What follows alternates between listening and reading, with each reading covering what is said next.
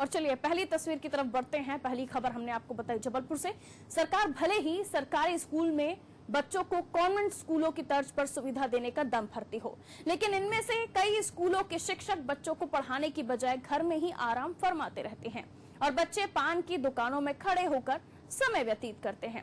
ऐसे में खुद ही अंदाजा लगाया जा सकता है कि इन स्कूलों में किस तरह की शिक्षा का बंटाढार किया जा रहा है। ताजा मामला पूर्व प्रदेश अध्यक्ष और जबलपुर से वर्तमान सांसद के गोद लिए हुए गांव कोहला गांव का है।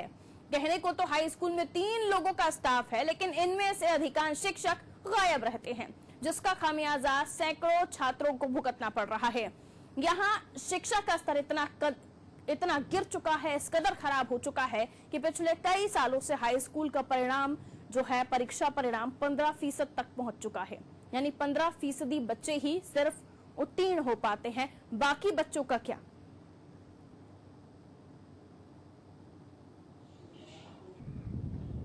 नहीं सर, हमने तो देखे हैं, उनको भी एक बार देखा है।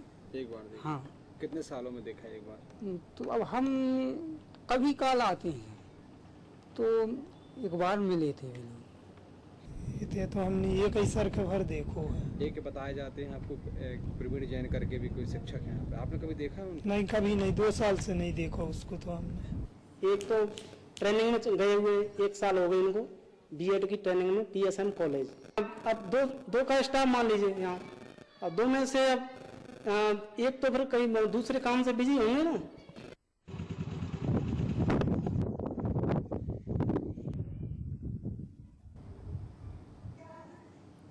तो ये तस्वीरें आप देख रहे हैं जबलपुर से सांसद और प्रदेश अध्यक्ष बीजेपी के राकेश सिंह के गोद लिए हुए गांव कोहला की, जहां बच्चे जो है स्कूल तो पहुंचते हैं, लेकिन देखिए शिक्षक ही स्कूल नहीं पहुंचते। आलम यह है प्राइवेट स्कूलों का कि बच्चे नहीं आते, शिक्षक और प्रिंसिपल ऐसे तरह से पेरेंट्स को फोन करते हैं और बच्चों को बुलाते हैं। लेकिन यहाँ उल्टा मामला है, क्योंकि सरकारी स्कूल है, बच्चे तो पहुंच रहे हैं लेकिन शिक्षक नहीं पहुंच रहे। अब ऐसे पढ़ेगा इंडिया और ऐसे बढ़ेगा इंडिया और ऐसे अच्छी होगी शिक्षा व्यवस्था मध्य प्रदेश की, ये तो ख्वाबों में और ख्यालों में मान लीजिए। ऐसी खबर को हम समझने की कोशिश करते हैं। देवजीत देव हमारे संवाददाता जबलपुर से हमारे साथ फोन लाइन पर हैं। देवजीत, तो तस्वीरें भी हम देख पा रहे हैं और खबर तो साफ है। कोहला गांव बीजेपी प्रदेश अध्यक्ष वर्तमान सांसद के गोद लिए हुए गांव की हम बात कर रहे हैं, राकेश सिंह की, जहां शिक्षक नहीं पहुंचते। तो कैसे पढ़ेगा इंडिया और कैसे बढ़ेगा इंडिया? भाई इसे तो ख्वाब ही समझा जाए। बिल्कुल, कहीं ना कहीं ये एक ख्वाब ही है। सबसे बड़ी बात तो ये है, ये गांव जो है ये वर्तमान प्रदेश अध्यक्ष और वर्तमान जबलपुर के सांसद राकेश सिंह जो है उनके गांव की बात हम कर रहे हैं, जहां पर आप तस्वीर में भी साफ देख सकते हैं कि किस तरीके से बच्चों के साथ, छोटे छोटे नन्हे मुन्ने बच्चों के साथ जो है खिलवाड़ किया जा रहा है, उनके जिंदगी से जो है एक बड़ा खिलवाड़ किया जा रहा है। कहीं ना कहीं कांग्रेस सरकार जो है वो बड़े बड़े वादे जो है किए हुए थे। चुनाव से पहले भी उन्होंने वादा किया था कि बच्चों के साथ जो है अच्छी शिक्षा उनको ग्रहण करवाएंगे, अच्छी शिक्षा देंगे। भाजपा ने भी यही, जब उनकी सरकार थी तो यही कहा था कि बच्चों के साथ जो है गांव में फिलहाल जो स्कूल है, कांग्रेस जो स्कूल है वहां पर जो है शिक्षा हम प्रदान करेंगे। लेकिन किस तरीके से बच्चों के साथ जो है खिलवाड़ किया जा रहा है, ये साफ जो है तस्वीर में आप देख सकते हैं पारुल जी। हम समझ रहे हैं साफ तौर पर कि शिक्षा का स्तर जब प्रदेश अध्यक्ष के क्षेत्र का ही ऐसा है तो बाकी जगहों पर क्या हो रहा होगा। क्योंकि गोद लिया हुआ गांव, ये इसलिए भी हम बार बार कह रहे हैं क्योंकि जब 2014 में प्रधानमंत्री नरेंद्र मोदी बने, सांसदों को गांव गोद लेने के लिए कहा और ये भी उनकी मंशा थी कि गांव जो वो गोद लेंगे उसकी स्थिति सुधरेगी। लेकिन कई सांसद ऐसे हैं जिन्होंने गोद में जो गांव गोद लिए उनकी स्थिति कैसी है वो हम देख रहे हैं, और यही कोहला गांव भी है। क्या इस मामले में बीजेपी भी कहीं ना कहीं दोषी है और बीजेपी के सांसद तो पूरी तरह ही दोषी हैं, जिन्हें अपने गोद लिए हुए गांव का ही ध्यान नहीं है? कांग्रेस तो अब आइए, कांग्रेस को तो अब आप दोष दीजिएगा, लेकिन पहले जिम्मेदारी तो उन्हीं की बनती है जो सांसद हैं, जो गोद ले रहे हैं गांव को। बिल्कुल बिल्कुल पारुल जी, कहीं ना कहीं जो है इसमें मैं देवजीत आपसे जवाब लूंगी। प्रवीण जैन है, स्कूल प्राचार्य, हमारे साथ फोन लाइन पर बने हुए हैं। प्राचार्य साहब, बहुत स्वागत अनादि टीवी में आपका। जैन साहब सुन पा रहे हैं? हाँ जी।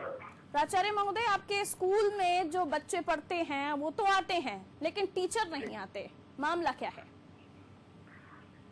मैडम, जिसने आपसे कहा है कि टीचर नहीं आते, आप उन्हीं से पूछ लीजिए। टीचर के लिए मैं बता दूं कि हमारे स्कूल में 2 टीचर हैं। एक मैं प्रभारी प्राचार्य हूँ, दूसरे हैं अध्यापक जी। कितने स्टूडेंट्स ठीक है हैं? मैडम, अभी एडमिशन चल रहे हैं मैडम। कितने साल पुराना ये स्कूल है? मैडम 2003 का स्कूल है ये। ठीक है, 2003 का स्कूल है, बच्चों के एडमिशन चल रहे हैं। अभी करंट में संख्या क्या है आपके स्कूल में स्टूडेंट्स की? मैडम अभी बता नहीं पा रहे या भूल गए? अभी नहीं, मैं आपको एग्जैक्ट बता रहा हूँ, क्योंकि क्या है कुछ बच्चे टीसी ले जा रहे हैं ना बीच में, जैसे नहीं, एक तो आप पास होके आए हैं। आंकड़ा बता तो वो दीजिए, भी आप 90 10-12 हाँ कम जी। कर दीजिए। हाँ, तो 130-125 के लगभग। ठीक है, 130-120 बच्चों को पढ़ाने के लिए 2 टीचर हैं आपके पास, जी। और ये 2 टीचर कब कब पहुंचते हैं? देखिए मैडम, मैं प्रभारी प्रिंसिपल हूँ, तो क्या होता है कि अभी उनको बच्चों को किताबें बांटना, साइकिल सर, बांटना सवाल है, जो पूछ रही हूँ मीटिंग उसका होती है। जवाब दीजिए ना। हाँ। प्राचार्य सर, हाँ। ये जी। कब आते हैं टीचर? अपने टाइम से आते हैं, टाइम से जाते हैं। टाइम से आते हैं, टाइम से जाते हैं। और हम जब रिपोर्टिंग करने पहुंचे और वहां पर लोगों से बात की, वहां के जो लोग हैं, जो परिजन हैं, आसपास के लोग हैं, बच्चों के पेरेंट्स हैं, उनसे भी पूछा, वो तो कहते हैं उन्होंने टीचर को काफी समय पहले नहीं देखा। मैडम, जिनने आपसे बोला है उनको हमारे सामने लेके आइए और कारण पता करिए कि क्यों नहीं आए। अगर किसी दिन लेट आए हैं या नहीं आए हैं तो उसका कारण है। ठीक है, समझ लेती हूँ। देवजीत देव हमारे संवाददाता हैं, आपके क्षेत्र को करीब से देखते हैं। कोहला गांव की हम बात कर रहे हैं, प्रदेश अध्यक्ष का ये गोद लिया हुआ गांव है, सांसद हैं राकेश सिंह। देवजीत, प्राचार्य महोदय कह रहे हैं कि जिन्होंने ये बताया है कि टीचर नहीं आते, उनको सामने लेकर आइए तो उनसे पूछा जाएगा कि आपने टीचर देखे या नहीं देखे। आप जब वहां रिपोर्टिंग करने पहुंचे, जब इस पूरी खबर को हमने समझा, क्या हालात थे, लोगों से क्या कुछ बातचीत हुई?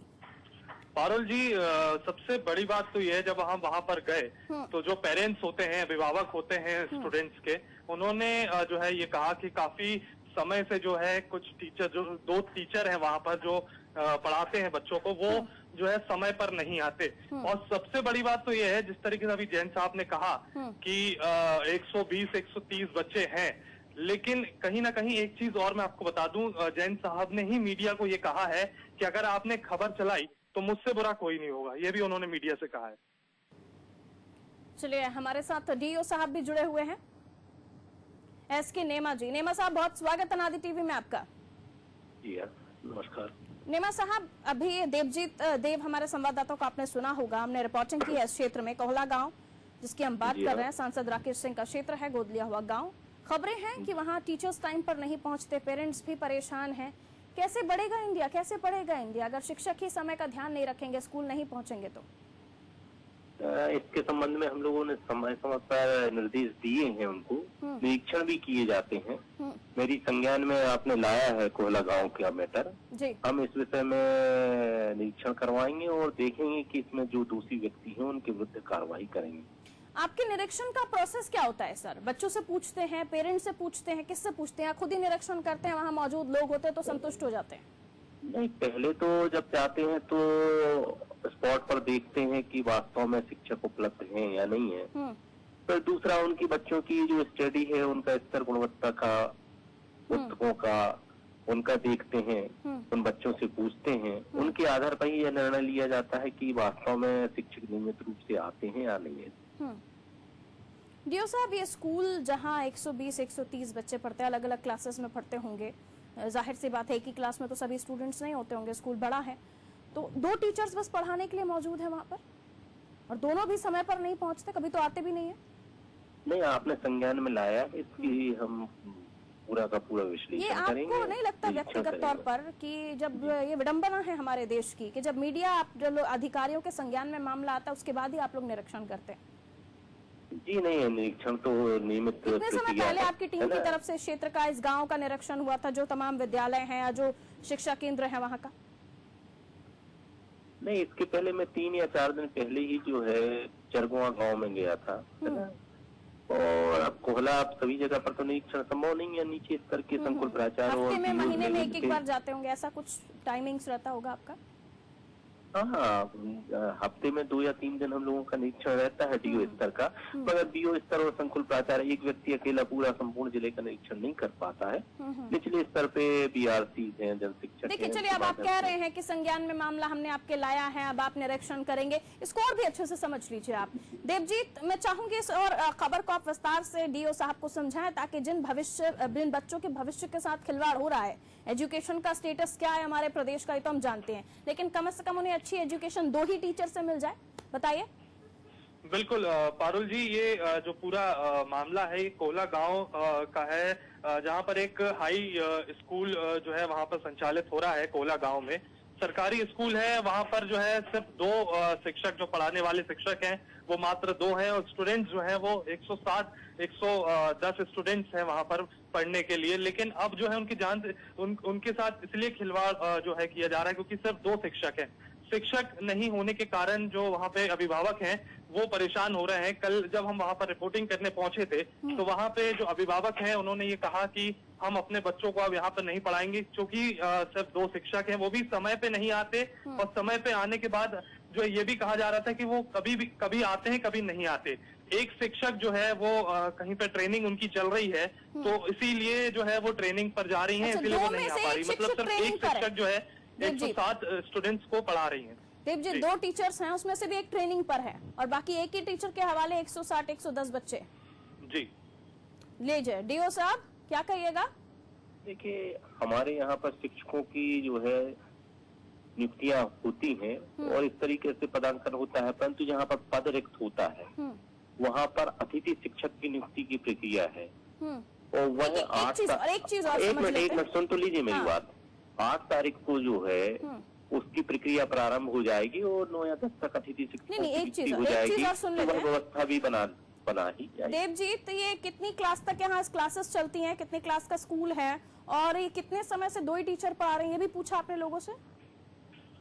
जी, हाई स्कूल है, कहीं ना कहीं बच्चों का स्कूल है, लेकिन सबसे बड़ा सवाल जो है मैं डीओ साहब से ये पूछना चाहूंगा कि जब वहाँ मीडिया जाती है तो पहली बात तो ये है कि जो वहाँ के प्राचार्य हैं जैन साहब, तो जैन साहब जो हैं वो वहाँ पर नहीं आते हैं स्कूल, और जब उनसे बात करने के लिए मीडिया जब पहुंचती है या फिर मीडिया वहाँ पर ये खबर बनाती है तो जैन साहब का ये कहना होता है कि अगर आपने ये खबर दिखाई तो मुझसे बुरा कोई नहीं होगा। जैन साहब भी जुड़े हुए हमारे साथ। देवजीत, जैन साहब मेरी बात सुनिए मैडम। प्रिंसिपल साहब, हाँ जी, हमारी बात सुन लीजिए आप। हाँ, कहिए। मैडम, क्या हुआ कि अभी ये 4 तारीख को छोटू चौबे पहुंचे होंगे वहाँ पर, ठीक है? ये छोटू चौबे कौन है सर? सुनिए मैडम, मेरे पास बीओ ऑफिस से कम 10 बार फोन आया था। बच्चों का ब्रिज कोर्स चलता है, उनका बेस लाइन टेस्ट हो रहा है। उन्होंने कहा कि ब्रिज कोर्स की पुस्तकें ले जाइए आप। सर, आपने ये खबर दिखाने के लिए मना किया था या नहीं किया था, इतना बताइए बस खाली। किस चीज के लिए? आपने इस खबर को चैनल तक पहुंचाने के लिए मना किया था या नहीं किया था? मैडम, मैं शहपरा से चरगवा आ रहा था। डीओ साहब का फोन कट गया, मुझे लगता है।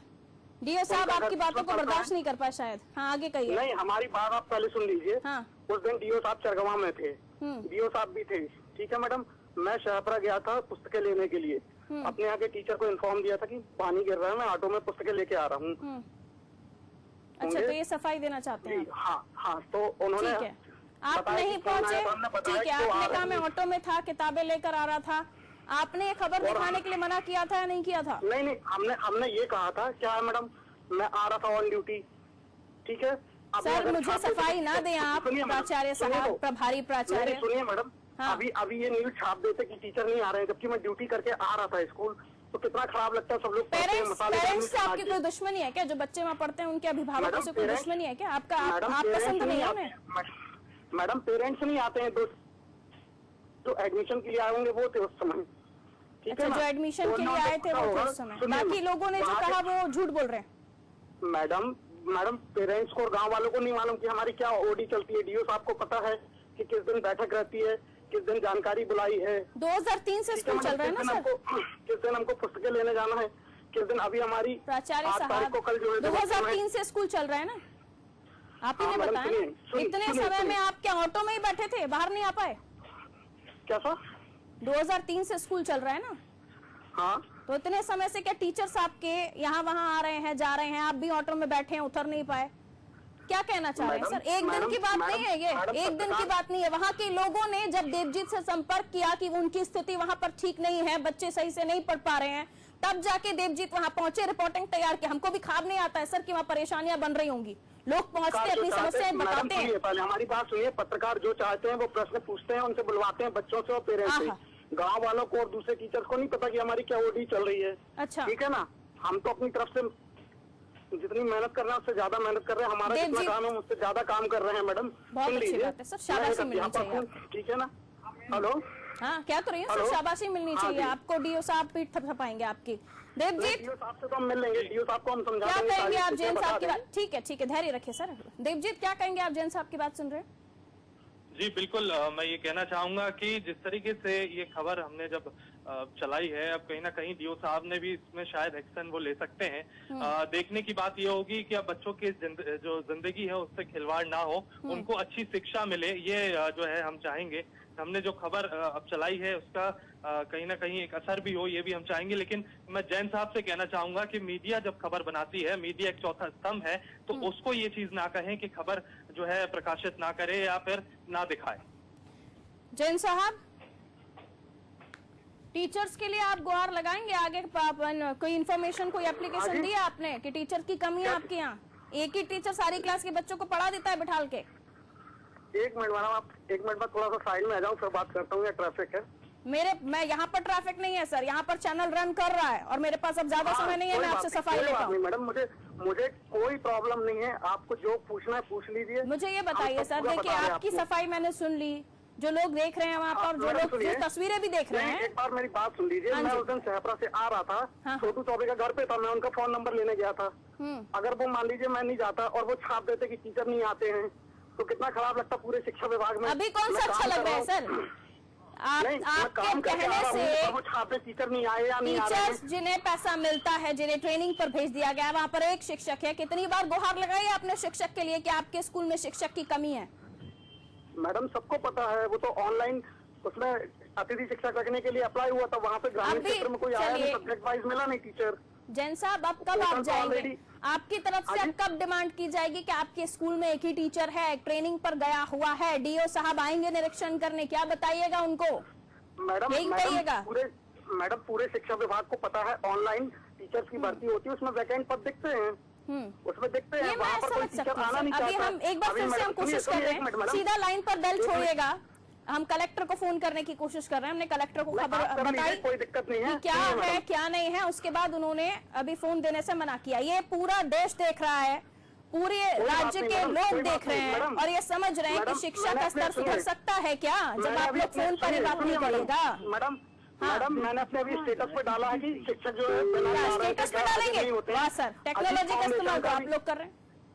हाँ जी, कहाँ स्टेटस डाल दिया? व्हाट्सएप पे, फेसबुक पे, कहाँ डाला? नहीं, हमारे व्हाट्सएप पे नंबर पे डाला है, आप देख लीजिए। उसमें अजीज प्रेमजी फाउंडेशन के द्वारा सर्वे किया गया है कि शिक्षक जो है बिना कारण के गैर हाजिर नहीं होते हैं।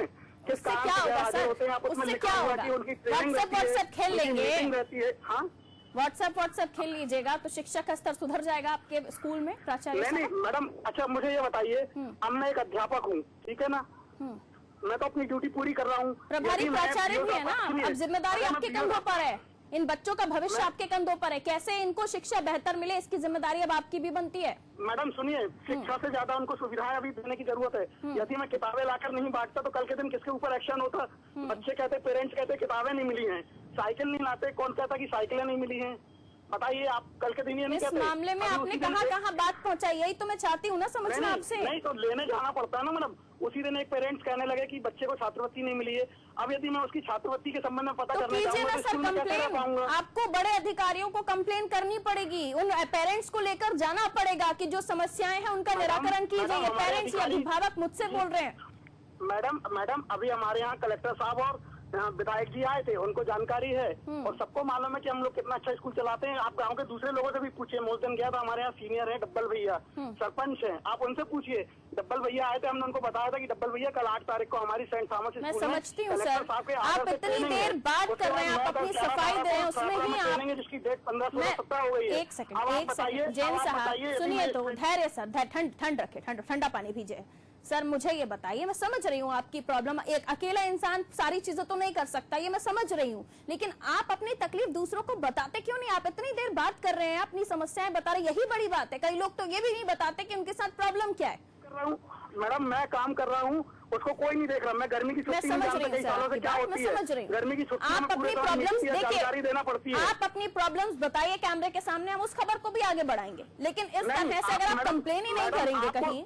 आपको जिसने बोला है कि खबर छापने मना किया है, आपको उनने गलत बताया है, क्योंकि हम क्या उनका नंबर लेने गए थे और हम उनको ये बोलने गए थे कि भैया हमें किताबें लेके आ रहे हैं, आप ये मत छापना कि टीचर नहीं आते, क्योंकि अब आप अपनी बाइट देंगे हमारे कैमरे लेके पढ़ते हैं उसको। जैन साहब, हम ये कहने गए थे, जैन साहब समय कम है मेरे देख रहे पास, थे कि कहाँ क्या है कहाँ क्या नहीं है। जैन साहब समय कम है मेरे पास, आप कैमरे पर बाइट देंगे, हम देवजीत देव आपके पास पहुंचेंगे, आप समस्याओं से अवगत कराएंगे। और उस पत्रकार को आप सामने बुला के बात करिए, और उन गाँव वालों को टीचर सर सामने देवजीत देव फोन लाइन पर ही है, आपकी बात सुन रहे हैं। देवजीत जरा थोड़ा समझाइए जैन साहब को। मेरी पूरी ऑडी चढ़ी है, मेरे पूरे ऑर्डर रखे हैं कि मुझे कब कहाँ जाना है और कहाँ क्या मेरे रजिस्टर में लिखा हुआ है, शिक्षकान रजिस्टर जैन साहब साइन करते हैं। अनादि टीवी आपके साथ है, अगर आप वाकई ईमानदारी से अपना काम कर रहे हैं तो अपनी समस्याओं को कैमरे पर बताइए, हम आपकी आवाज बनेंगे, आपकी आवाज उठाएंगे, लेकिन ऐसे आप जिम्मेदारियों से भागेंगे तो नहीं चल पाएगा। सर मीडिया जो है चौथा स्तंभ कहा गया है, और उसको अपना रोल ईमानदारी से करना चाहिए, ना कि व्यक्तिगत द्वेष भावना से। जैन साहब पत्रकारिता करना है तो जहाँ पे अवैध काम चल रहे हैं, जुए सट्टे चल रहे हैं, आप बताइए ना, आप बताइए, खबर होगी उस पर भी हम रिपोर्टिंग करेंगे, उस पर भी स्टोरी करेंगे, लेकिन आपकी समस्या है जो उनको भी बताइए। पूरी गर्मी की छुट्टी में काम करते हैं, ये क्यों नहीं बताया जाता है? इसको क्यों नहीं देखते हैं वो?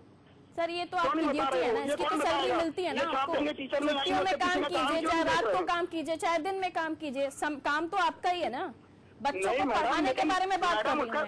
एक समय मेरे पास अब नहीं है, सुनिए जैन साहब, समय मेरे पास नहीं है। इस मामले में समस्या उठाइए, अभिभावकों को आगे ले जाइए ताकि आप जो बता रहे हैं वो प्रॉब्लम सॉल्व हो जाए।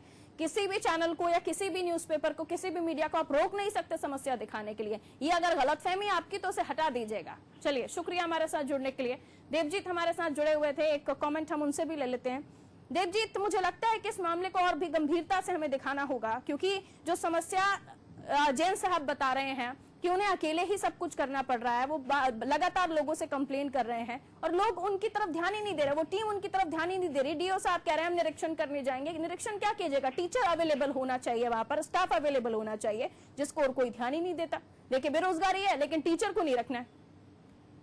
बिल्कुल पारुल जी, कहीं ना कहीं एक जो है प्रशासन की इसमें जो है वो भी लापरवाही जो है सामने दिखाई दे रही होगी कि कहीं ना कहीं 110-120 छात्र हैं, वहां पर 2 शिक्षक हैं, उसमें भी एक जो है ट्रेनिंग के लिए जा रहा है, एक बस पढ़ा रहा है। कुछ दिन पहले जो है यहाँ पर कलेक्टर ने भी निरीक्षण किया है, कलेक्टर ने भी जो है बहुत अच्छे तरीके से जो है इनको कहा है, शिक्षकों को कहा है कि बच्चों की भविष्य जो है वो आपके हाथ में है, आपको इनके साथ खिलवाड़ नहीं करना है। लेकिन कहीं ना कहीं जो है ये शिक्षक जो है इनकी कमी के लिए कलेक्टर साहब तो कह रहे हैं देवजीत कि उन्हें मामले में जानकारी नहीं है, कैसे निरीक्षण करने पहुंचे थे वो, या कैसे उन्होंने टीचर्स को बताया होगा? वो तो फोन पर बता रहे हैं, फोन देने को एक तो तैयार नहीं होते। आप मीडिया के सामने बात रखिए ना, अपने चैनल्स पर बात रखिए कि आपको पता है कि नहीं पता है। आप बता रहे हैं कि वो पहुंचे हैं, टीचरों को फटकार लगाई है, और अब वो कह रहे हैं कि उन्हें मामले में जानकारी नहीं है। कैसा पॉसिबल है ये?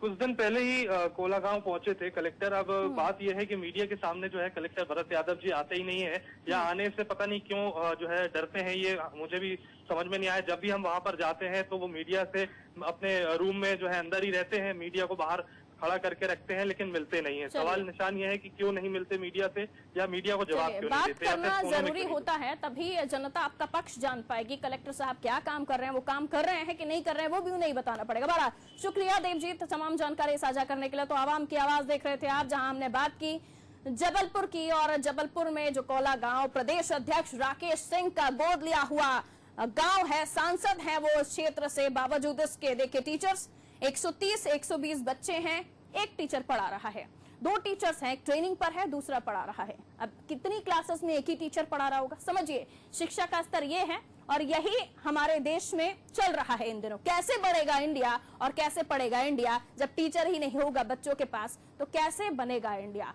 मुझे दीजिए इजाजत, आप देख रहे हैं अनादि टीवी। नमस्कार।